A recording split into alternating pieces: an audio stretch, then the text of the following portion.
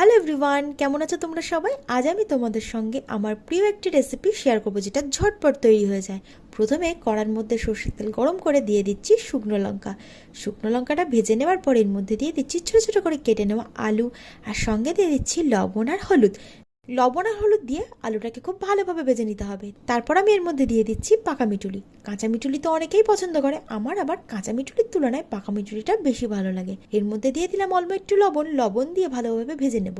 ভেজে নেওয়ার পর এর মধ্যে একটু চিনি দিয়ে দিচ্ছি সবশেষে, যাতে পাকা মিঠুলিটা আরেকটু মিষ্টি মিষ্টি খেতে হয়। তারপর মিষ্টিটা দেওয়ার পর আরও একটু ভেজে নিলে দেখো কেমন লাল লাল হয়েছে দেখতে।